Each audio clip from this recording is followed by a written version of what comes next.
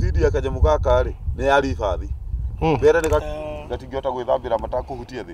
Tunashukuru sana maana hii ziwa huwa inatusaidia sana tukiwa mahali hapa. Huwa inatupatia samaki, huwa tunaendesha boat, tunapata mafanikio hapa na tunaweza kuendelesha maisha mbele. Kwa hiyo tunafurahia kwa hii ziwa ikuwa hapa, kwa saizi inatusaidia sana. Wakati hii ziwa imeisha, huwa tunateseka sana maana tegemeo yetu ilikuwa mahali hapa. Wakati ikiisha inatubidi tuangalie kazi zingine maana kuna kazi tunaweza fanyia kwa hiyo ziwa wakati kiangazi imeishika. Nyasi kweli ni mingi sana kwa hii ziwa. Na tungeomba serikali especially ya county itusaidie vile inaweza maliza hii nyasi maana hii nyasi inazuia boat kuenda huko ndani, inazuia kutega samaki huko ndani.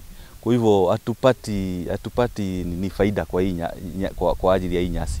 Boat rider Oroborosat na I welcome to everybody Lake Oroborosat. Tunawahitaji sana. Kazi yetu hapa ni kutega samaki, kubeba abiria. Sana. Lakini utegaji samaki ndio iko juu sana kwa sababu kama saa hii Januari wageni sio wengi, ni mmoja. Yeah. Tunatega samaki aina mudfish, tilapia kwa sababu tilapia ni moja. Tilapia sio wengi. Unaweza maliza wiki bila kupata tilapia. Lakini mudfish ni kila siku. Yeah. Ilikuwa imeisha yote. Hata magari ilikuwa inapitia tu huko ndani. Yeah. Saa hii imejaa kila pahali na tunashukuru Mungu. Tunaweza taka gavana wetu atushikilie sababu yeye ndio anaweza kutusaidia. Akuje tusaidie kuichumbulia na kutuondolea inyazi yenye inawezekana kutoka. Hii lake ni muhimu zaidi kwa mambo ya utunzaji wa mazingira.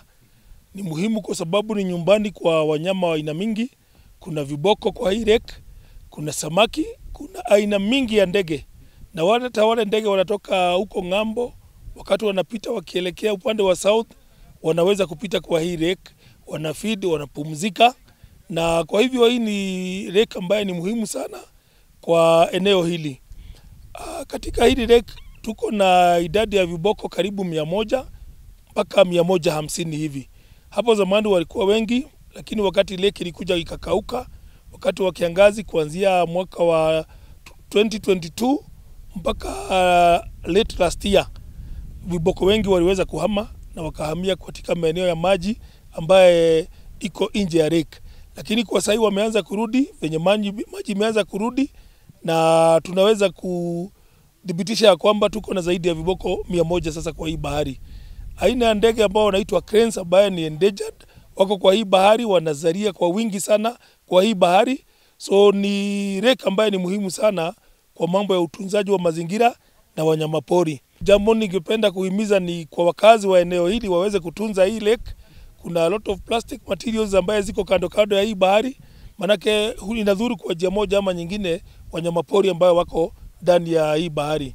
Tuko na shida pia ya Salvesia molesta ambaye ni gugu maji ambaye inatishia kufunika hii bahari. Wakati hii ziwa lilikuwa limekauka, tulikuwa na shida kubwa sana hapo, manake aina mingi sana ya samaki iliweza kukufa. Viboko pia ziliweza kukufa kwa sababu hakukuwa na maji ilikuwa imebaki kidogo sana na at some point ikakuja ikaisha kabisa. So viboko zilihamia kwa mabwawa ya watu na human wildlife conflict ikapanda juu zaidi.